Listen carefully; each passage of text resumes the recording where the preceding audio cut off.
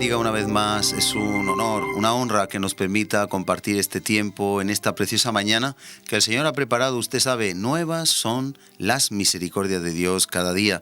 Así que hoy hay una nueva oportunidad para, si ayer se hicieron las cosas mal, deficientemente o bien, poder seguir haciéndolas bien, rectificar lo que se ha hecho mal o aprender de ese tropiezo, de esa caída. Pero esta es nueva, una nueva oportunidad de misericordia que Dios le ofrece a usted y a mí. Y en esta parte primera devocional, en este programa, estamos hablando, y seguramente concluimos ya, en un tema que hemos titulado ¿de qué espíritu soy? ¿De qué espíritu eres?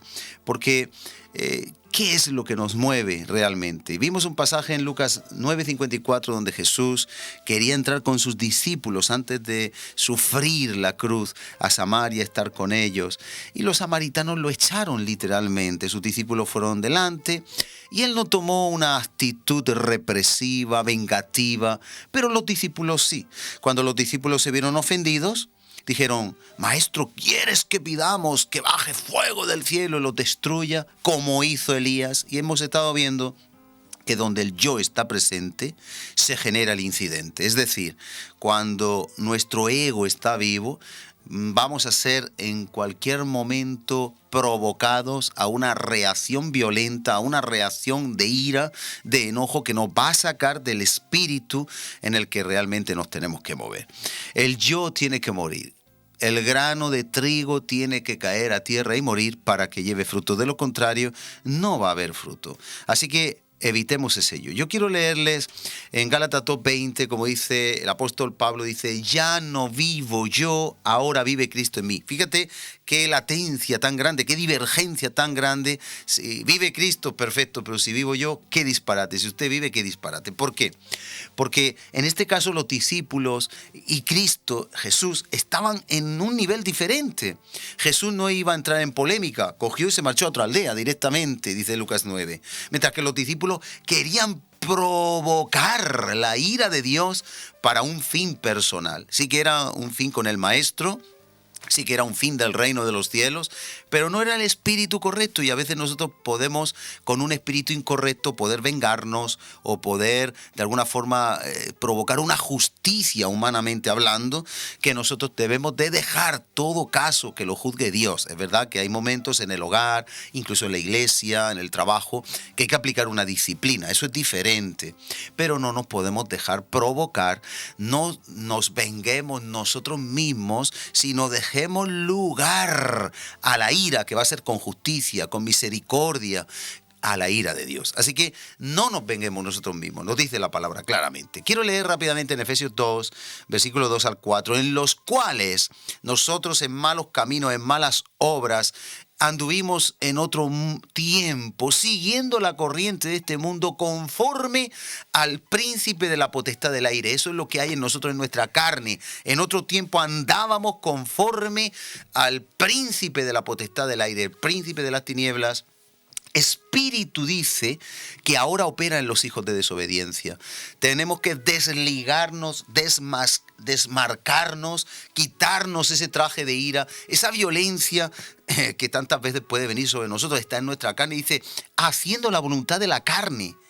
Nuestra carne no puede gobernarnos más.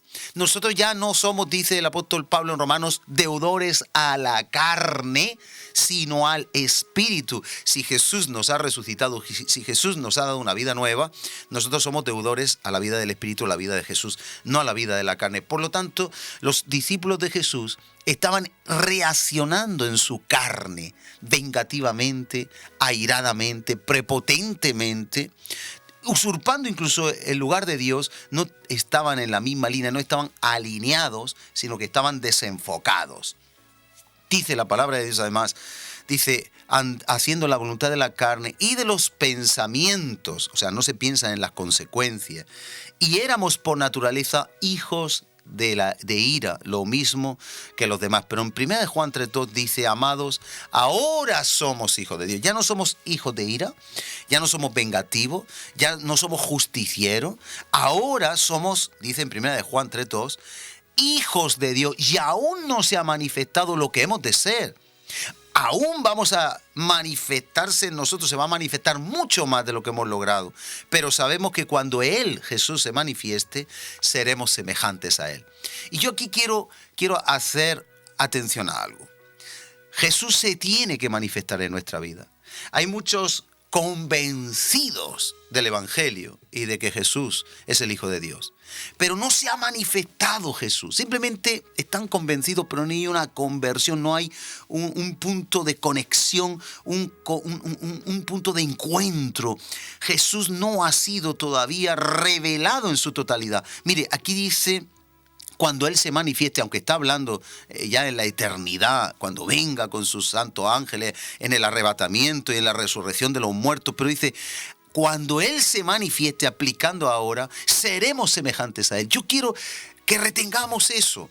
Los discípulos de Jesús andaban con Jesús, pero no tenían todavía el Espíritu de Jesús. Y puede ser que usted y yo andemos con Jesús, vayamos a la iglesia, adoramos, alabamos, tocamos un instrumento, prediquemos, leamos la palabra, estemos en la intercesión. Puede ser que no haga nada de eso, pero usted crea que está agradando a Dios en su casa, porque Dios está en todo sitio. Pero ¿sabe algo? Hasta que Jesús no se nos revele, hasta que no haya una revelación, hasta que Él no se manifieste a nuestra vida, no seremos semejantes a Él. Observe 1 Juan 3:2. Cuando Él se manifieste, seremos semejantes a Él porque le veremos tal como Él es. Será nuestro modelo a seguir y ahí todos andaremos en el mismo camino. Ahí todos andaremos en la forma que a Él le agrada. Como Él es, nosotros seremos. Por eso tenemos que pedirle a Dios revelación. No podemos hacer como los discípulos de Jesús que no estaban coordinados, no estaban alineados. Tenemos que estar alineados. Si Jesús está aquí, la roca, nosotros estamos sobre Él, en la palma de su mano. Estamos alineados. No podemos estar desenfocados, desbalanceados. ¿Qué es la palabra? La palabra que me choca cuando Él se manifieste en el griego viene del griego faneró y significa presentarse, aparecerse, como le pasó a Saulo. A Saulo se le presentó, se le apareció, se le manifestó. Y entonces dice que también en los sinónimos es conocer, descubrir, mostrarse, como se le mostró a los que iban camino a Emaús. Y cuando partió el pan, fueron abiertos sus ojos. Eso es lo que nosotros necesitamos. Podemos oír, hablar, podemos hacer cosas que tienen que ver con las cosas de Dios y que no se haya manifestado en nuestra vida. Lo que va a transformar nuestro carácter, nuestra vida, es la revelación y la manifestación de su presencia, de su gloria. En el Salmo 110:3 dice, tu pueblo se ofrecerá voluntariamente, es decir, los que no han dejado todavía el pecado, los que están con una mano en el arado y mirando hacia atrás, que no deberíamos, y más con la historia de la mujer de Lot. Los que aún no están dando el fruto que tienen que dar, ni están soltando el pecado, dice la palabra de Dios, y esto es importante, que el pueblo se ofrecerá voluntariamente en el día de tu poder, en el día de la manifestación. Y cuando habla de poder, es el día de revelación, en la hermosura de la santidad. Cuando entramos en la santidad con el Señor, nos conectamos a Él, Él se nos revela. Así que todos los que somos guiados, dice en Romanos 8:14, por el Espíritu, no por la carne, por el Espíritu de Dios, esos son hijos de Dios. Si usted tiene actitudes como hemos visto en los discípulos, algo está fallando en nuestra vida. Tenemos que tener la misma actitud compasiva, misericordiosa, longánime de Jesús, el cual no entró en esa confrontación, sino que siguió su marcha y lo hizo en otro lugar. Quiero terminar en Mateo 16:23. Ocurre algo curioso en este lugar. Desde el 21 dice, desde entonces, Mateo, repito, 16:21 dice, desde entonces comenzó Jesús a declarar a sus discípulos que le era necesario ir a Jerusalén, padecer mucho de los ancianos, de los principales sacerdotes y de los escribas, y ser muerto y resucitar al tercer día. Claro, esta era la voluntad del Padre. Pero había unos discípulos, especialmente aquí Pedro, que no estaba de acuerdo en su humanidad, en su carne. Aún no se había revelado como se iba a revelar más tarde. Y en esa ocasión, en ese instante, en ese pasaje que estamos viendo, que es algo sustancial para nuestra enseñanza, la carne de Pedro lo toma y no puede cesar de hacer algo como hicieron pidiendo que bajara fuego del cielo en el otro pasaje que hemos leído de Lucas. Y entonces Pedro, tomándolo aparte, comenzó a reconvenirle, a exhortarle. En lenguaje coloquial de ahora, le echó una bronca a Jesús. Se tomó la atribución que no le correspondía y él empezó a ver por sus propios intereses. Y hay un principio: si nos enfocamos en nosotros mismos e introducimos nuestros asuntos en el reino, entonces no vamos a tener el corazón y la visión de Cristo, porque hemos de morir para que Él viva. Ya no vivo yo, ahora, decía el apóstol Pablo, vive Cristo en mí. Andamos por fe, no por vista, no por el dolor. ¿Y tú qué vas a hacer? Y miren la respuesta de Jesús. Dura respuesta de Jesús. En el versículo 23 dice: volviéndose él, dijo a Pedro: quítate de delante de mí, Satanás. ¿Es que Pedro era Satanás? No.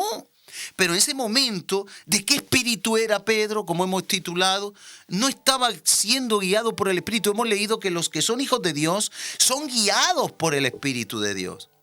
Pero, sin embargo, en este caso, Pedro estaba poniendo su mirada en las cosas de los hombres, en los intereses terrenales, en los intereses personales, en su egoísmo, en su egocentrismo, de tal modo que Jesús le dice: me eres tropiezo, dificultad para hacer la voluntad de Dios. Ya bastante tengo yo que en el Getsemaní, miren ustedes lo que sucedió, que se rompieron los vasos sanguíneos, sangre salió por sus poros, por sus vasos capilares, y ese sufrimiento ya lo tenía por el pecado que iba a traer hacia sí para perdonar nuestros pecados, el Cordero de Dios que quita el pecado del mundo, de tal modo que él estaba haciendo un tropiezo porque no estaba pensando en las cosas de Dios, sino en las cosas humanas, egoístas, en el propio parecer, como los discípulos que querían que bajara fuego del cielo. Por eso tenemos que entender que hemos de meditar de qué espíritu somos, qué es lo que nos está guiando y qué es lo que realmente Dios merece que usted y yo vivamos. Y termino diciéndole en Cantares 8:6, ¿cómo lograr esto? Pues resumidamente andando en el Espíritu, por supuesto.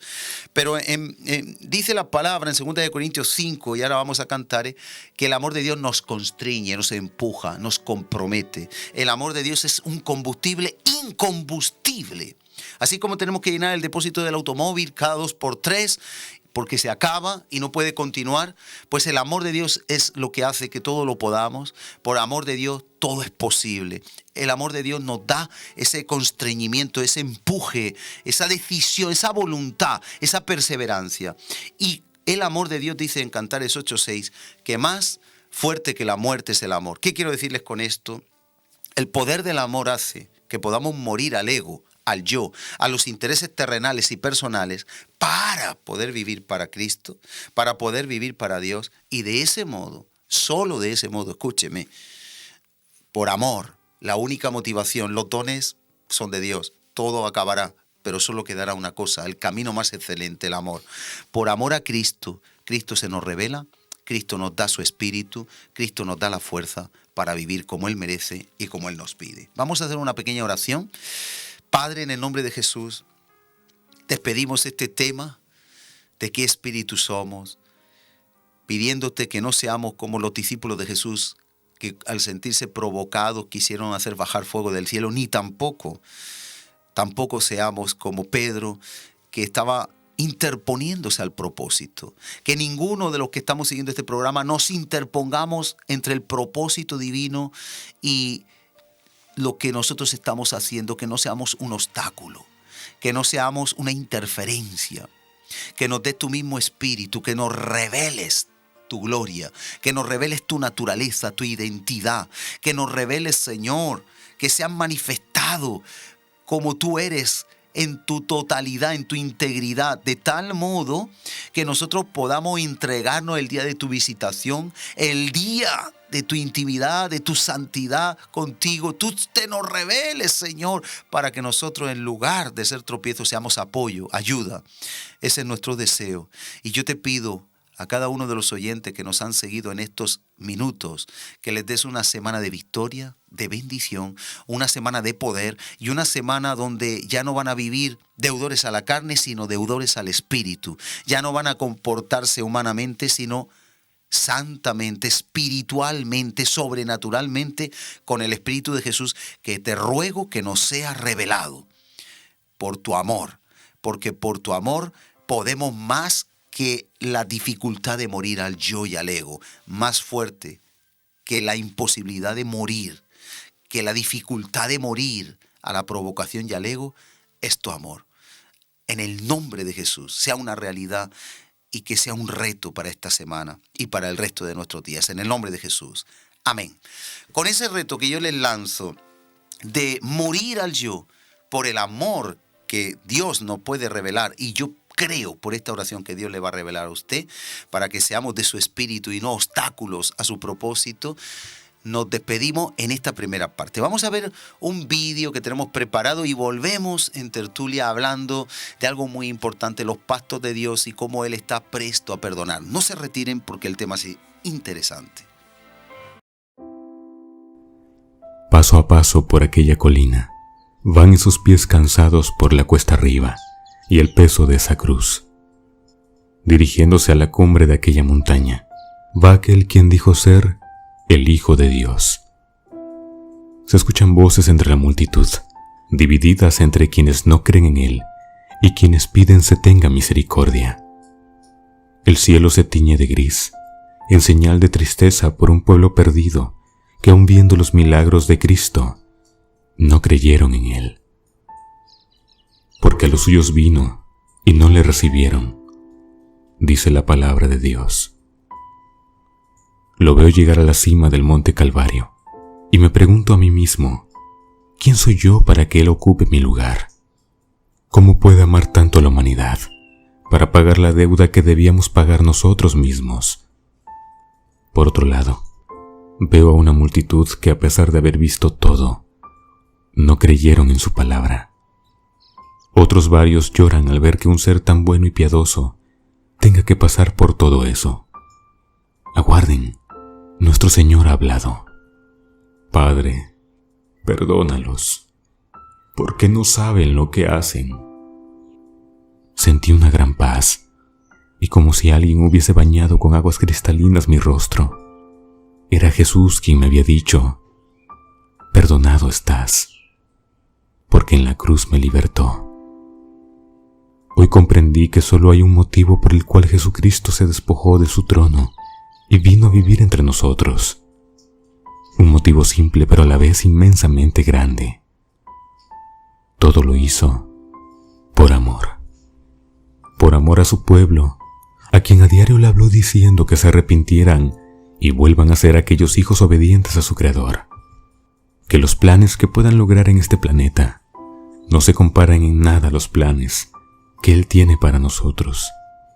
Que lo que podamos obtener aquí no es nada comparado a lo que Dios nos ha de dar en el cielo.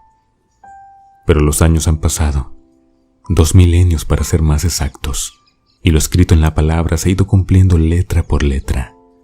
Hoy en día la humanidad se ha ido perdiendo más y más. Es triste ver cómo nos conformamos con pequeñeces que el mundo ofrece y no nos damos cuenta lo que al lado de Dios podemos alcanzar. A pesar de que estamos en tiempos difíciles, debe haber esperanza en nuestro corazón, porque así como la palabra se ha ido cumpliendo, así llegará aquel día glorioso cuando veamos a nuestro Señor Jesucristo volver por segunda vez. Y la mayor esperanza que debe reinar en nuestros corazones es que tendremos la oportunidad de llegar a la patria celestial si aceptamos a Cristo Jesús en nuestro corazón. El día cada vez está más cerca. Nadie sabe la hora ni la fecha, pero el día ha de llegar. Hoy Jesús te dice, yo soy el camino, la verdad y la vida. Nadie viene al Padre sino por mí. Juan 14:6. Si quieres alcanzar parte en la patria celestial, busca a Jesús y Él te dará una morada en el cielo. Dios te bendiga. Vos. Muy interesante este tema que acabamos de ver. Jesús es el camino verdadero que nos lleva a la vida. Pues estamos aquí con nuestro habitual compañero Eusebio Perona, pastor invitado. ¿Qué tal? ¿Cómo estamos? Pues muy bien, gracias a Dios, encantado de estar aquí. Muy bien, pues estamos hablando de cosas tan interesantes dentro del tema de los pactos de Dios, que muchos, pero parece que nos tiene ahí subyugados, pero en el buen sentido, ¿no? Como el yugo de Cristo. Hablando del perdón, porque quizá estamos en días donde muchas personas el pecado no les deja levantarse y el pecado les tiene esclavos, encarcelados. Y tenemos buenas noticias, ¿verdad? Porque claro podemos salir del sí. pecado con una actitud correcta, así que podemos recapitular un poco. Sí, estábamos comentando el tema, creo que estábamos tratando sobre qué hacer cuando hemos caído en pecado, ¿no? Hay unas salidas que a través del estudio del Salmo 55 de David, que escribió después de haber pecado. Entonces estamos tratando una cualidad de Cristo que es la humildad, porque para poder salir del pecado, para poder levantarse del pecado, la primera parte es la humildad, claro. es el reconocimiento, ¿no? El saber estar convencido de que el pecado nos aparta de Dios, claro. Tener la certeza también de que pecado es lo que Dios dice que es pecado y no lo que nosotros decimos o creemos o pensamos que es pecado, y llamarlo por su nombre, como hizo David, que estamos viendo, que lo llamó iniquidad, maldad. O sea, a veces se trata de, mucha gente trata de disimular o quitarle mérito, digamos mérito, no mérito, importancia. Sino importancia. Restarle importancia y gravedad. Y gravedad a lo que el pecado es. Entonces estuvimos viendo que lo importante no era la liturgia, no era lo externo de la persona, no es lo que queramos aparentar. Claro. Es realmente lo importante para Dios. Y para poder relacionarnos de una forma correcta con el ser humano que nos rodea es precisamente lo íntimo. Ajá. No es la fachada, sino el interior de la persona lo más importante, ¿no? Y por eso David decía, tú amas, en el verso 6 del Salmo 51, tú amas la verdad en lo íntimo. Amén. Y en lo secreto tú me has hecho comprender, me has hecho entender lo que es la sabiduría. Claro, ¿no? que sí. Si queremos tener sabiduría, y no sabiduría humana, sino una sabiduría que viene de lo alto, que es una sabiduría que nos va a llevar a buen término, al éxito en nuestra forma de proceder en esta vida, tanto espiritual como incluso materialmente, ¿no? Si seguimos las directrices de la palabra de Dios, ¿no? Entonces, el aparentar no significa nada. El querer hacer las cosas, digamos, a la manera de Dios, pero poniendo nuestra carne por delante, eso no da resultado. Vamos a estudiar el papel de Dios en nuestro arrepentimiento. ¿Qué hace Dios o qué iniciativa toma Dios cuando el ser humano o nosotros caemos en pecado? Hay personas que creen que su vida anda bien. Hacen lo que ellos quieren, creen que lo que hacen está bien, minorizan, como hemos dicho antes, la importancia del pecado y creen que pecado es lo que a ellos, que no es nada malo hacer las cosas que ellos hacen, aunque no estén de acuerdo a la palabra, están de acuerdo a sus pensamientos y a sus ideas y se creen que viven bien. Pero en realidad eso es fachada, no viven bien. Y de alguna forma, como Santiago dice, que nos tenemos que mirar en el espejo. La palabra es como un espejo. Es como si alguien no tiene espejo en casa y sale con la moña un día así, con los ojos llenos de legañas de la noche, con baba de la pasta de dientes que no se limpió, restos. Entonces, piensa que está bien, pero porque no se ha mirado en un espejo. Y la palabra es el espejo que nos hace ver cómo está nuestra vida el realmente. espejo, digamos, espiritual, que nos hace ver cómo estamos interiormente, no exteriormente, ¿no? Porque y uno pues no puede verse a sí mismo, tiene que mirarse en un espejo. Tiene que mirarse en un espejo, eso está claro. Por eso la sociedad está como está, ¿verdad? El papel de Dios en nuestro arrepentimiento lo vamos a ver precisamente en David, ¿no? David fue perdonado, muchos creen que David fue perdonado porque él reconoció su pecado, pero eso es parte de la historia, porque en realidad si analizamos y regresamos, digamos, al relato histórico de Segunda de Samuel, capítulo 12, podemos leer un versículo, el 13, por ejemplo. Dice, entonces dijo David a Natán, que era el profeta que Dios le envió. Sí.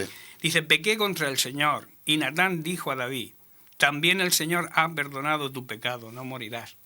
Pero yo añado, él pagó luego las consecuencias. Sí, las consecuencias hay que pagarlas. El pecado siempre Dios perdona, pero las consecuencias están ahí. Siempre, o sea, cuando se hace una herida siempre queda la cicatriz, ¿no? Sí. Entonces, eso son consecuencias. Dios, aquí, si analizamos, fue el que dio el primer paso. O sea, cuando uno peca, David no estaba bien.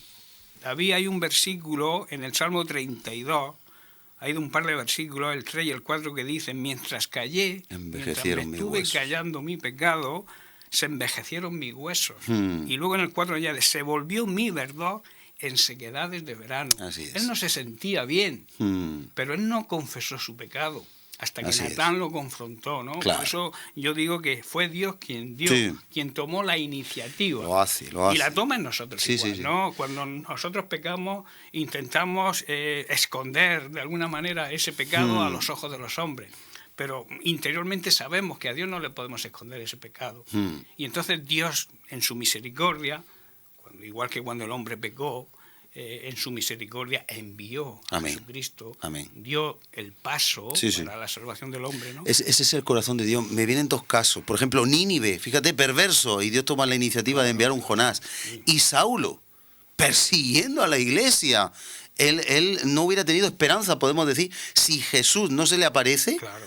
No tiene esperanza. Él hubiera seguido en su error, en su engaño. El vientre de su madre ya estaba predestinado. Claro, por eso digo, pero el que toma la iniciativa, como tú estás diciendo, es Dios, siempre Él toma. Dios, ¿no? Siempre da oportunidad a todo el mundo. Entonces, la pregunta que podemos hacernos es: ¿cómo quita Dios el pecado?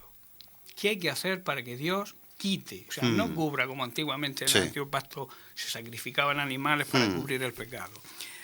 Vamos a irnos a Números capítulo 14, verso 18. Hay un versículo aquí muy interesante, que parece ser que hay dos verdades contradictorias, pero como vamos a analizar, veremos que no es así, ¿no? Dice: el Señor es tardo para la ira y es grande en misericordia. Perdona la iniquidad y la rebelión. Así fue como llamó David a su pecado. O sea, no lo minorizó, sino llamó iniquidad, o sea, cosa muy mala, y rebelión, que es el pecado más grande que hay contra Dios, rebelarse contra Dios, ¿no? Por supuesto. Dice: aunque de ningún modo, ahí está la otra verdad, de ningún modo tendrá por inocente al culpable. Claro. No, aparentemente parece una contradicción. O sea, algo, aparentemente algo contrario a la lógica, ¿no? Pero primero dice que perdona la maldad, porque es grande en misericordia. Y luego dice que no tendrá por inocente al pecado, o sea, al culpable. Al culpable. La clave, y la vamos a analizar, está en un versículo del capítulo del Salmo 51, el verso 7. Cuando David dice: purifícame con hisopo y seré limpio. Dice: lávame y seré más blanco que la nieve. Aquí quiero resaltar la palabra hisopo. Y quiero que analicemos un poco lo que es y lo que significaba y para qué se utilizaba el hisopo. Claro que sí. El hisopo es según la RAE, la Real Academia, de la Lengua, es una mata muy olorosa de la familia de las labiadas, con tallos leñosos de 40 a 50 centímetros de altura. Es una planta muy común en la Europa meridional, en el Medio Oriente y en las costas del mar Caspio. Y también se utiliza, tiene aplicación en medicina y perfumería. También es un utensilio que utiliza la Iglesia Católica para esparcir la llamada agua bendita, que se compone de un mango de madera o de metal con un manojo de cerdas que acaban en una bola con agujeritos para esparcir ese agua, ¿no? Y también, mucho antes de que se creara esto, era un manojo de ramas pequeñas que también se usaba para esparcir esa agua, ¿no? Entonces, vamos a ver, en el Antiguo Pacto, en el Antiguo Testamento, el hisopo se usaba para tres, propósitos. El primero era cuando Dios liberó al pueblo, a los israelitas, los liberó de su esclavitud. El opresor Egipto, faraón. Exacto, del faraón. Se usó para rociar la sangre del animal sacrificado, untar el dintel y los dos postes de la puerta para protegerlos de la muerte de los primogénitos. Sí, señor. El primer uso fue de protección, para proteger a su pueblo, a su familia, a sus hijos. Eso lo podemos leer en Éxodo capítulo 12, del verso 22.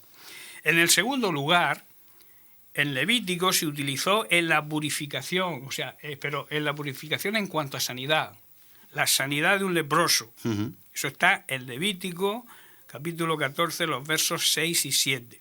Y en tercer lugar, también en Números, se usó durante la travesía del desierto en el sacrificio de una vaca para la remisión del pecado. O sea, las tres funciones: Guardar y digamos, proteger. protección, sanidad, purificación y sanidad y remisión de pecado.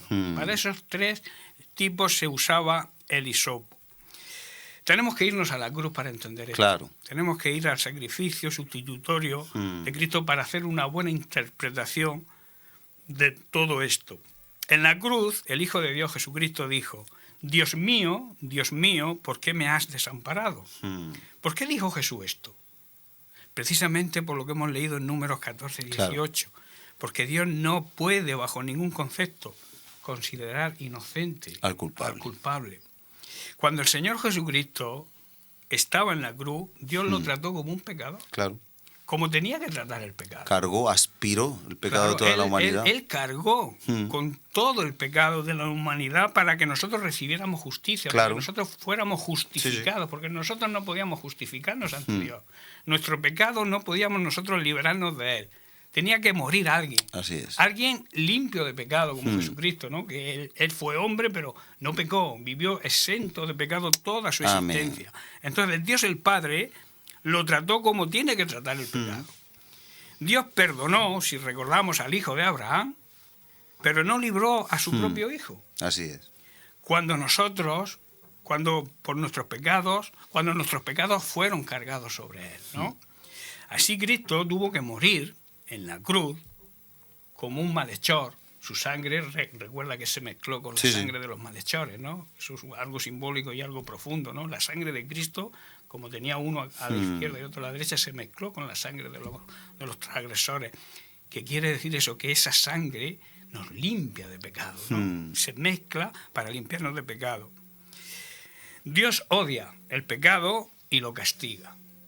Entonces, el castigo que nosotros merecíamos cayó sobre Jesucristo. Esto hay que profundizar en eso, porque la gente a veces lo conoce mentalmente, pero no llega a entenderlo. A revelarse, se tiene que revelar. La revelación que esto tiene, ¿no?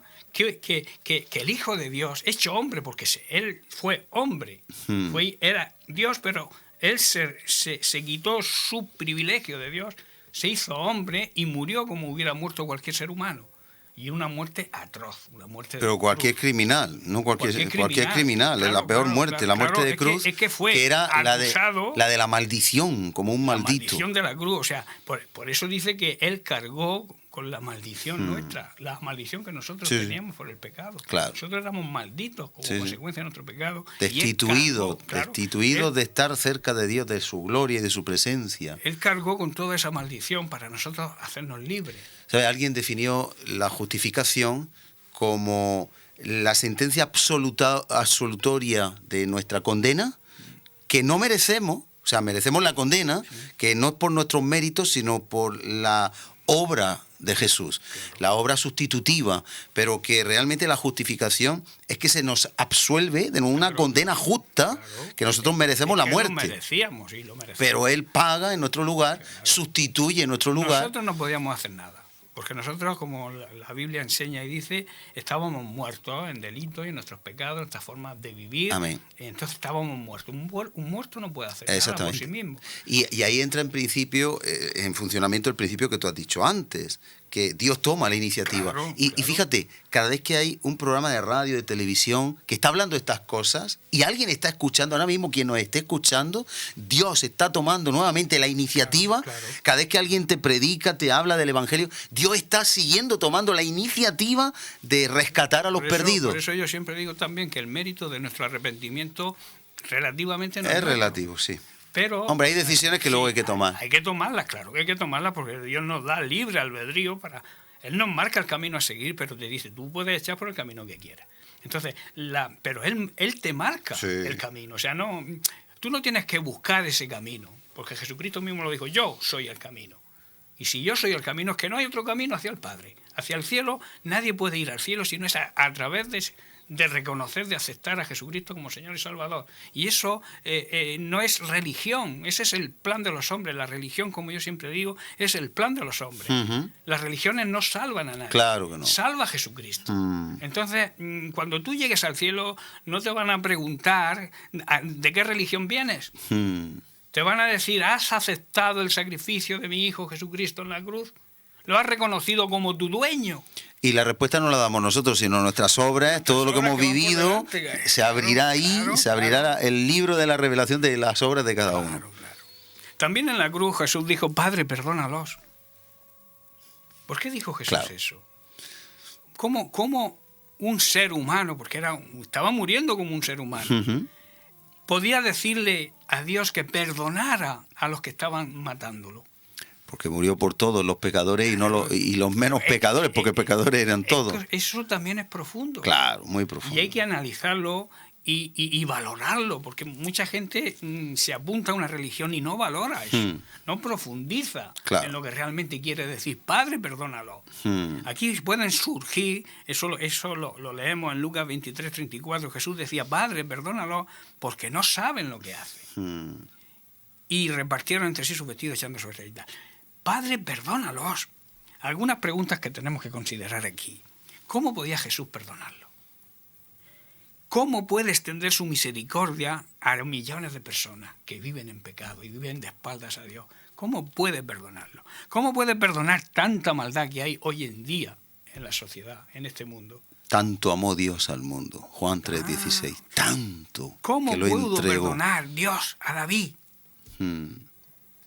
Cuando fue ungido, fue elegido, ungido con el Espíritu Santo, porque antiguamente solamente se recibía el Espíritu Santo a través de la unción de los profetas, se les ungía con aceite, entonces ellos recibían el Espíritu Santo. Por eso David más adelante, que veremos, dice, no aparte de mí tu Santo Espíritu. O sea, el Espíritu Santo, estamos viviendo la dispensación del Espíritu Santo. Pero en el antiguo pacto se recibía el Espíritu Santo por la unción, porque Dios enviaba a sus profetas a ungir a sus elegidos, y entonces recibían el Espíritu Santo. Y era más bien una visitación, ahora es una permanencia, ahora vive, reside. Pero David insistía en que no apartara. Claro, porque era un hombre prototipo del nuevo nacido. Un hombre con un corazón de acuerdo. Sí, del Nuevo Testamento. Él pecó, él falló, él tuvo su gran maldad, su gran rebelión, su gran iniquidad, pero él se arrepintió de verdad. Era un hombre del nuevo pacto viviendo en el antiguo pacto. Exacto, correcto.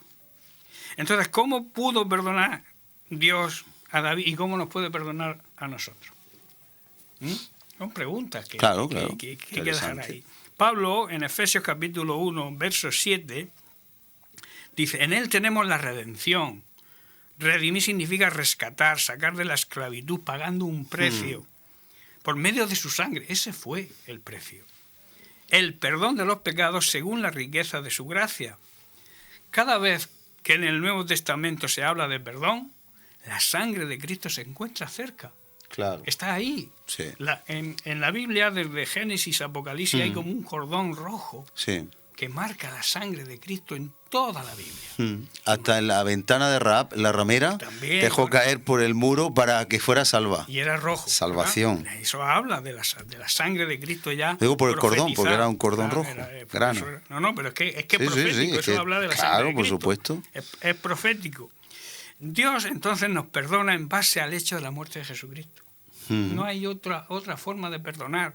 Nunca tendríamos el perdón si Jesucristo no hubiera muerto y no hubiera pagado nuestra deuda. Así es. Nosotros estábamos en bancarrota, nosotros estábamos en la quiebra destituido, total. Desahuciado. Entonces él tenía que pagar y él pagó.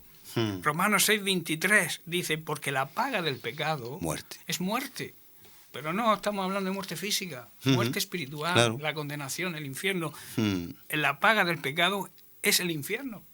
Dice, pero la dádiva, el regalo de Dios, el regalo de Dios es vida eterna. Amén. En Cristo Jesús. Amén.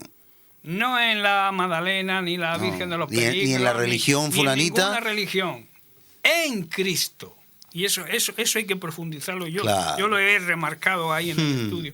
En Cristo. No hay otro. Por supuesto. Hemos leído en el vídeo que hemos puesto Juan 14:6. Yo soy el camino, no hay otro camino. La verdad auténtica y completa y verdadera. Y la vida. Y la vida, la verdadera vida, la vida eterna. La vida con la que empezamos a vivir aquí si queremos. Hay muchos que creen que la vida eterna se empieza a vivir cuando uno se muere. No, la vida eterna se empieza a vivir desde que la sangre de Cristo me cubre y me limpia. Entonces, a partir de ahí ya vivo yo la vida eterna. Lo que pasa es que en este mundo dicen, bueno, hay muchos caminos, todos llevan... No, todos no llevan. Él es el camino. Bueno, esa es tu verdad, yo tengo mi verdad, sí, pero tu verdad no la basas en nada. Mi verdad la baso en una palabra escrita siglos, que se ha ido confirmando con el tiempo, ratificando por la historia. Correcto. Y que es el libro más vendido, más divulgado que cualquier otro libro en toda la tierra, y más perseguido. Y aún así, aquí está vigente, indestructible. Hay un documental que habla... Y hay un documental que dice el libro indestructible, así le llaman. No, es que nadie puede destruir. El cielo y la tierra pasarán y se acabará el mundo. Y su palabra va a seguir ahí, claro, porque su palabra es Jesucristo. Bueno, ya, aunque quieran quemarlos con tanta aplicación que ya está hecha y descargada y revelada. Pero eso es palabra. O sea, pero por eso digo que la palabra ahora sí que se ha cumplido, que cielo y tierra pasarán, pero la palabra, permanece ya en lo terrenal, es indestructible ya de per se. Los formatos digitales y en todo lo que se ha avanzado informáticamente, aunque se quiera, imposible que tú puedas prohibir la divulgación de la palabra. Es que es como cuando se abre un canal de riego y entra el agua, ¿no?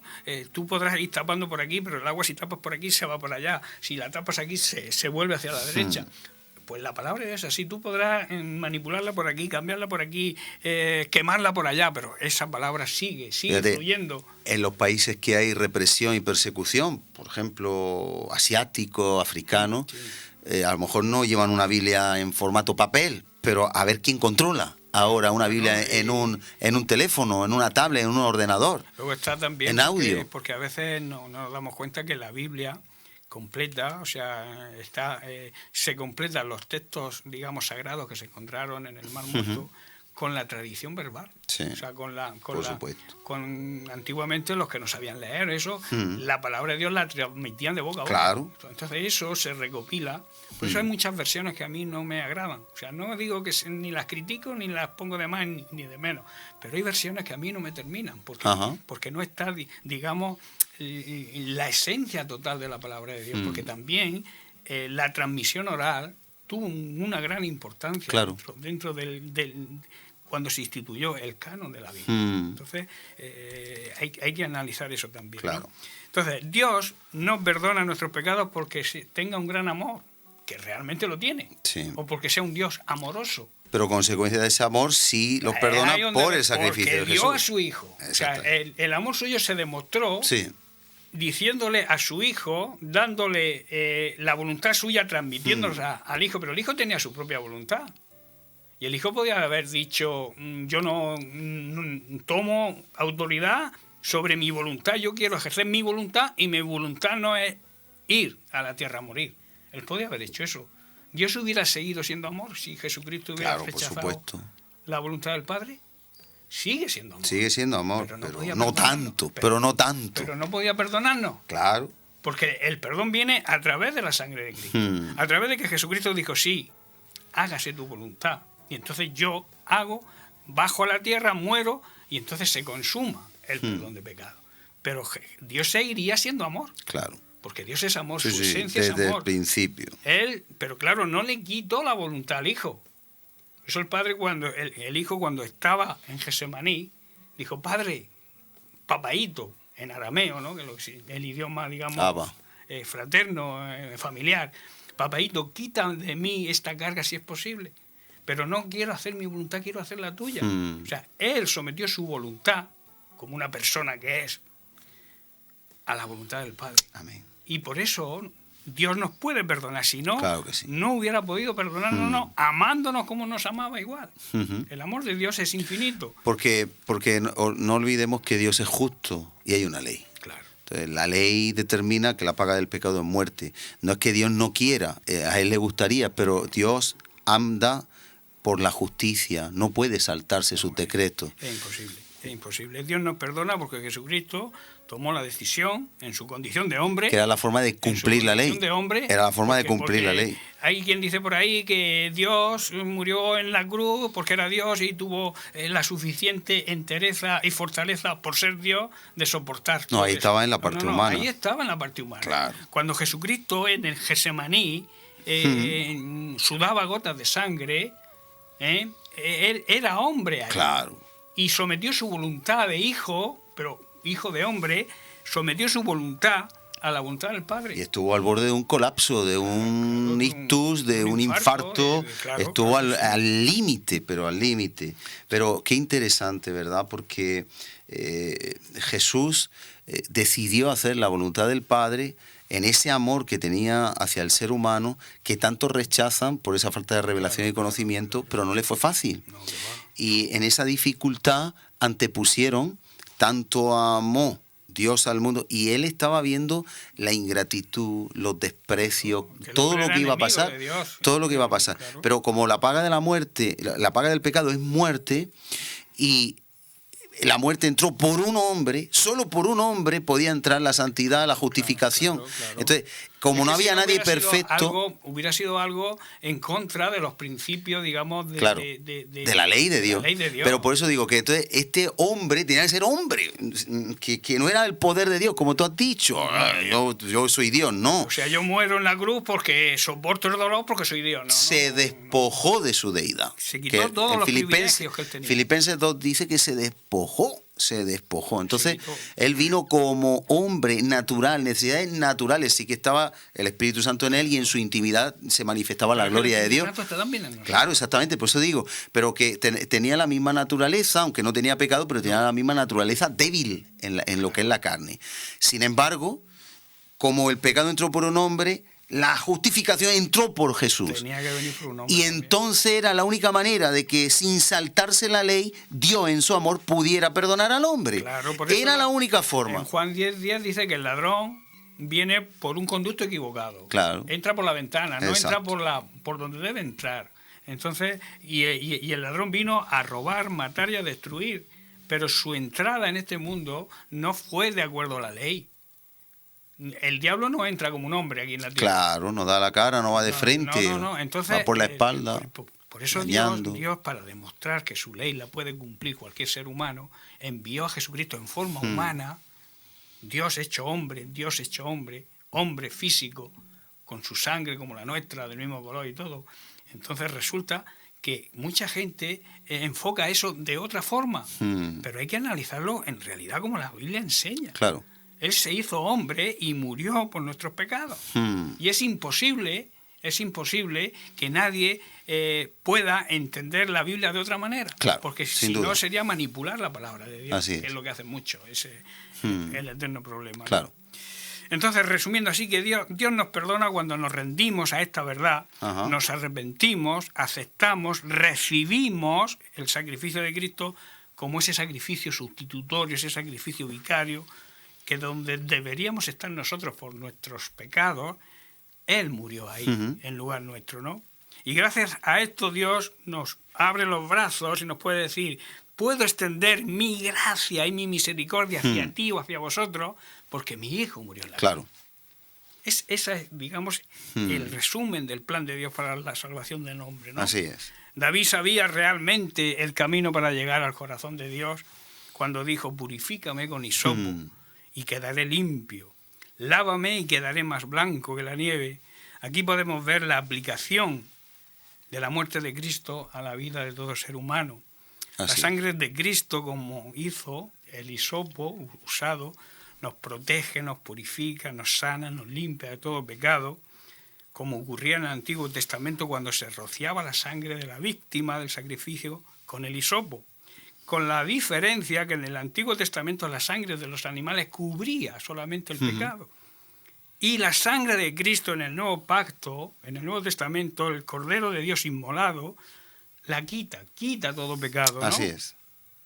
Por eso en 1 de Juan capítulo 1, verso 7 dice, pero si vivimos en la luz y no en las tinieblas, así como Él está en la luz, tenemos comunión unos con otros, y la sangre de Jesús, su Hijo, nos limpia de todo pecado. Amén. Si confesamos nuestros pecados, Él es fiel, dice el verso 9, y justo para perdonar nuestros pecados y limpiarnos de toda maldad. De toda.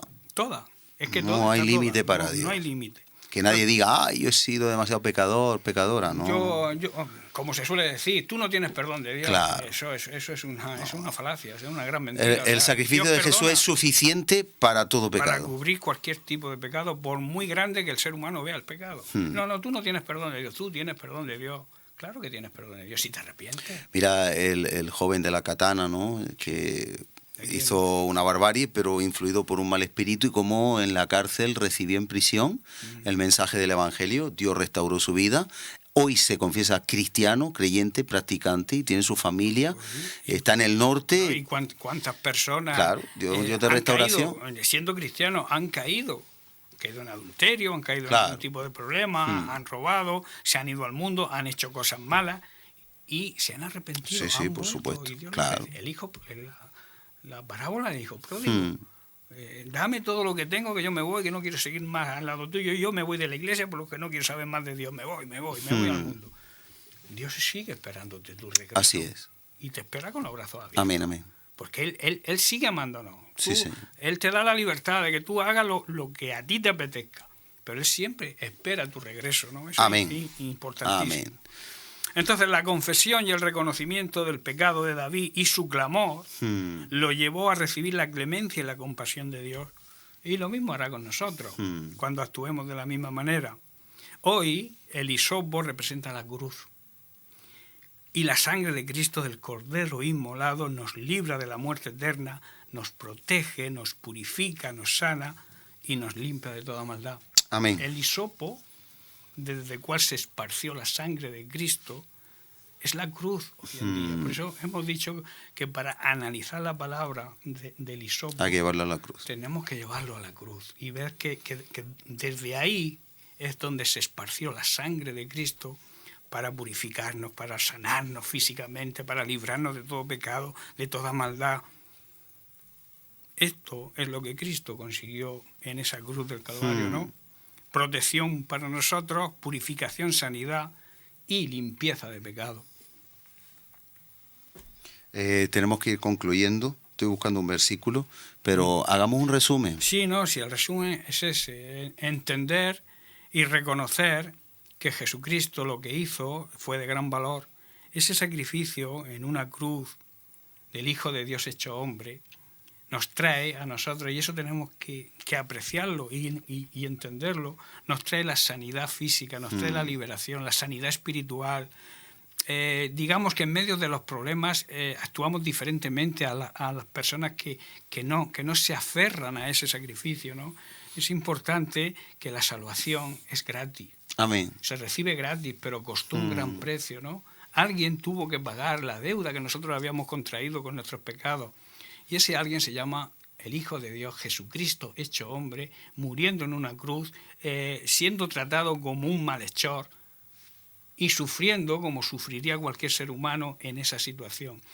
Y eso tenemos que valorarlo. Amén. Y actuar de acuerdo a los principios de la salvación, no de cualquier religión, porque las religiones, vuelvo a repetir como he dicho antes, la religión no te va a conducir a ningún sitio. La religión puede que tú te protejas debajo de una religión para, de alguna manera, protegerte de la condenación, huir de la condenación, pero la religión no te va a hacer escapar de la condenación. Quien te va a sacar de la condenación y va a perdonar tus pecados es Jesucristo. Amén. Mediante su sangre derramada en esa cruz. Sí, Señor. Y esparcida a toda la humanidad. Amén. Hay un pasaje en Juan 19 que tiene que ver con el hisopo, como tú has explicado, las funcionalidades del hisopo, ¿verdad?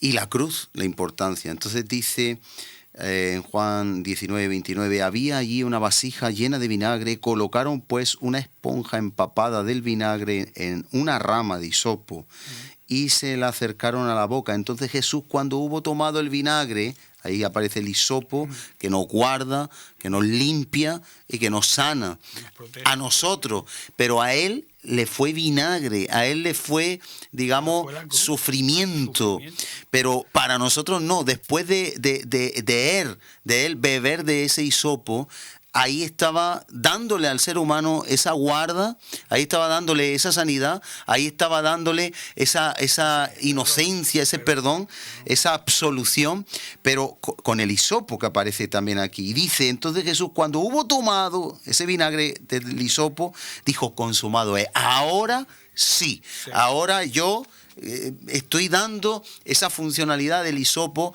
de la sangre. La boca estaba ensangrentada, de alguna manera estaba manchando con el hisopo, bebiéndose él el vinagre, la maldición, y dándonos a nosotros esa sangre del cordero como en los dinteles. Y ahí fue al dintel, y en el dintel lo bajó y lo trajo a la humanidad. Entonces, de alguna manera, volcó esa justificación sobre el ser humano. Pues muy interesante. Vamos a orar un momentito. En el minutito que nos queda, Padre, en el nombre de Jesús, gracias te damos porque ese hisopo, esa sangre del Cordero sin mancha, nos ha justificado, nos ha absuelto y nos ha hecho inocentes siempre a través del arrepentimiento y siempre a través de la revelación de Jesucristo como nuestro Señor, no solo Salvador. Esa es la consecuencia. Y hoy se abren las puertas del cielo, los brazos de Jesús en la cruz, a todo pecador arrepentido, a toda persona que decide pedirle perdón a Dios, como hizo David, y saber que solo contra ti hemos pecado. Es verdad, hemos hecho daño contra las personas, hemos con nuestro pecado ocasionado un mal a las personas, pero hemos pecado contra ti. Quizás en nuestra ignorancia no, pero la palabra nos revela en el espejo en que hemos pecado. Te pedimos, Señor, que cada persona que nos ha seguido pueda examinarse en el espejo, pedirte perdón por sus pecados, tener esperanza en que siempre hay solución, sea cual sea el pecado, porque Cristo perdonó todos nuestros pecados. Que tu bendición, tu paz recaiga sobre cada persona y que nos lleves a una mayor perfección porque tú lo mereces.